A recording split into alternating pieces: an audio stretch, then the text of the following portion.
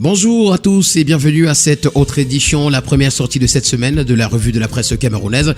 Et nous commençons ce périple ce matin avec l'hebdomadaire confidentiel qui nous amène à Konsamba 1er, notamment à l'hôtel de ville de l'arrondissement et titre majestueux.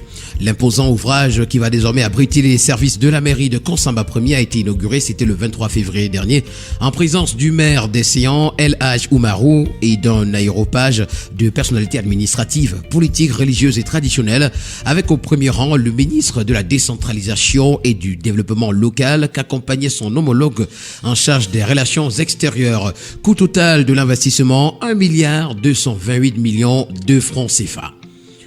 Coopération bilatérale Cameroun-Turquie a retrouvé également ce matin dans les colonnes de l'hebdomadaire confidentiel la modernisation des aéroports du Cameroun au menu des échanges. Et puis natation, lancement de la saison sportive 2024 a retrouvé ce matin à la page 9. Et nous continuons ce périple ce matin avec le quotidien Nouvel Horizon qui s'intéresse au volleyball. La loi s'impose à la FECA Volley, le titre que nous propose le journal à sa page de présentation. Julien Sejabouem, la force tranquille, rétablie dans ses fonctions de président de la FECA Volley par la justice. C'est un véritable smash dans un service flottant suivi d'un bloc dans ce petit monde du volleyball camerounais. En effet, le premier président de la Cour suprême du Cameroun vient d'ordonner la suspension de l'arrêt 679/RUF du 22 septembre 2023 de la Cour d'appel du centre de Yaoundé. La Cour d'appel avait annulé l'ordonnance de référé du président du tribunal de première instance de Yaoundé. L'information ce matin est à retrouver en parcourant la page 4 du quotidien Nouvel Horizon. Pour le quotidien Mutation, on parle de Poste et Télécommunications. Retrouvons les brouillages sur les primes. La redistribution des frais de pénalité infligés aux opérateurs et exploitants des réseaux de télécommunications électroniques au centre d'un malaise. Le point sur l'affaire, les responsabilités et les démarches pour s'en sortir sont à retrouver ce matin à la page 5 du quotidien Mutation qui parle également ce matin en page 7 d'énergie électrique. Le GCAM salue la transparence et puis un international socialiste Chantal Kambiwa aux commandes. Le quotidien Bleu d'Amanmana, le jour ce matin, nous déporte à l'université de Bertois. La victoire de Paul Biya à la présidentielle de 2018 au cœur de la polémique. Proposé au rattrapage de Master 1, une épreuve de sciences politiques enrhume l'atmosphère de travail dans cette jeune université d'État. L'information ce matin, vous l'aurez en parcourant la page 3. Course de l'espoir en petite une ce matin, Elvis Sambila, vainqueur de la 29e édition. Un athlète kényan décède après la course. Les faits, le reportage, les interviews de l'envoyé spécial du quotidien Le Jour sont à retrouver ce matin à la page 11.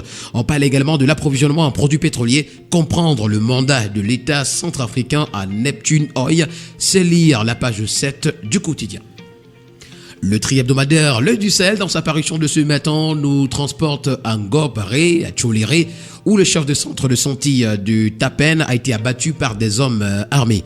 Gaoundéré, le gouverneur en guerre contre la vie chère. Mayoré, une femme enlevée par des hommes armés à Djaba. Et puis Cameroun, l'inflation projetée à 7% en 2024. Le quotidien national bilingue Cameroun Tribune, dans sa parution de ce matin, s'agissant du salaire minimum interprofessionnel garanti, nous renseigne que la hausse a été validée.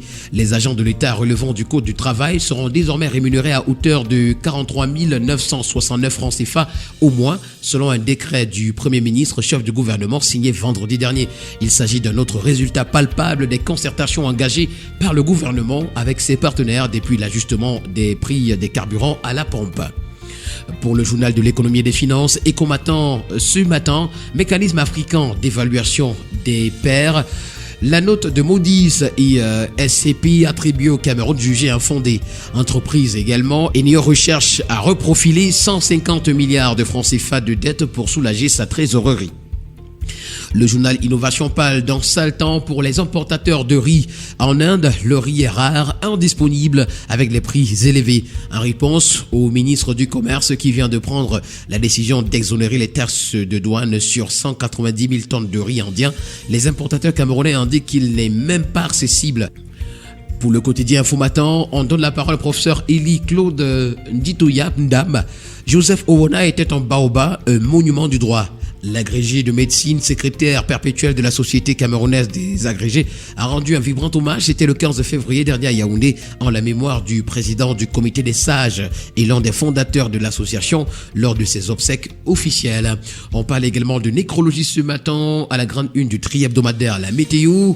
À l'origine du mal qui emporte Hervé à Tanganakuna, le brillant administrateur civil, sous-directeur en charge de la coopération au ministère de l'Éducation de base, âgé de 36 ans, s'en est allé. C'était le 18 février à Yaoundé des suites d'un accident vasculaire cérébral. L'hebdomadaire Sans Détour nous permet de poursuivre cette revue de la presse ce matin. On parle de fourniture d'énergie électrique. Retrouvons les assurances d'Elundu et Somba au patronat. Elles ont été faites lors de la concertation entre le ministre de l'Eau et de l'Énergie et le groupement des entreprises du Cameroun. C'était le jeudi 22 février dernier du côté de Douala. Le bi-hebdomadaire L'Indépendant parle ce matin de forêt et de la faune. Au cœur des réformes entre la mise en application progressive de l'interdiction d'exportation des bois de grumes en zone CEMAC, l'efficacité et l'opérationnalité du système informatisé de gestion de l'information forestière de deuxième génération, le sous-secteur forêt et faune avec une contribution de 4% au PIB se positionne au 3e rang après les hydrocarbures et l'agriculture. Cette information ainsi que bien d'autres sont à retrouver ce matin en parcourant les colonnes du bi-hebdomadaire L'Indépendant. Conjoncture économique, ce matin on parle également d'énergie électrique. C'est 60 MW qui seront disponibles en mars 2024. C'est l'une des assurances faites aux opérateurs économiques par Gaston Elundu Somba, ministre de l'Eau et de l'Énergie. C'est au cours d'une concertation, à en croire le ministre de l'Eau et de l'Énergie, le retour espéré des pluies d'ici la première quinzaine du mois de mars dans le bassin d'Untem et la mise en service imminente du premier groupe de barrage de Natigal d'une capacité de 60 MW va observer un retour progressif à la normale dans le réseau interconnecté sud. L'information au complet est à retrouver à la page 4. Le quotidien de la santé, Éco-Santé, ce matin, nous amène à l'Ordre national des pharmaciens du Cameroun. L'élection des nouveaux dirigeants a été reportée sine die. On parle également de l'amélioration de l'offre de soins de santé. Les prescriptions du docteur Manaouda Malachi à Meilleur Messala nous sont également présentées. Et puis Logan Echari, le gouverneur de l'extrême nord, satisfait du centre de santé intégré de Kalakafra. L'hebdomadaire Expression économique revient sur la foi promote clap de fin pour l'édition 2024. Le Salon international de l'entreprise de Yaoundé qui en était à sa 9e édition s'achève sur un sentiment de satisfaction générale pour la fondation Interprogress et les participants qui prennent d'ores et déjà rendez-vous pour 2026. Fonction publique, salaire et allocation familiale à la hausse. Passation des marchés publics en ligne. L'État veut franchir la barre des 80% en mai 2024 et puis mouvement patronal. Élection programmée de Célestin Tawamba au GECAM. Le quotidien d'information républicaine, le drapeau, s'agissant de délestage ce matin, nous présente le ministre de l'Eau et de l'Énergie qui arrive en sapeur-pompier.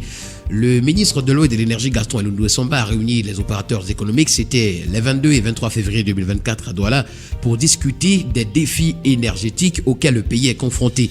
À l'issue de cette rencontre décisive, des mesures résilientes ont été prises pour remédier à la conjoncture.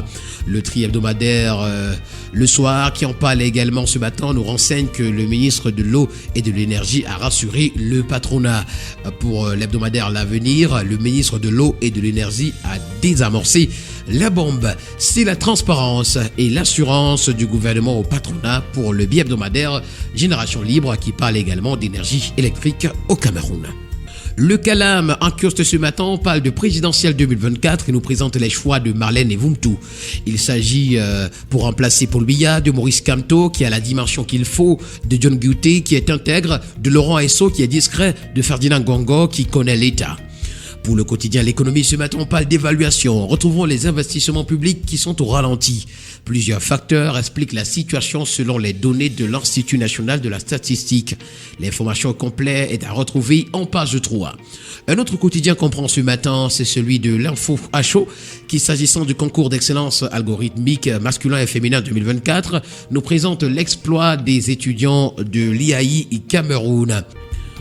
Le premier news magazine camerounais Défi Actuel ce matin qui parle du Banque centrale nous présente le plan d'action de Sana Bangui.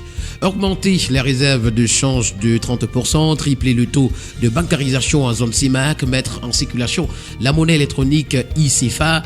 Tels sont les objectifs du nouveau gouverneur de la BIAC qui veut également finaliser les réformes et les projets structurants inachevés.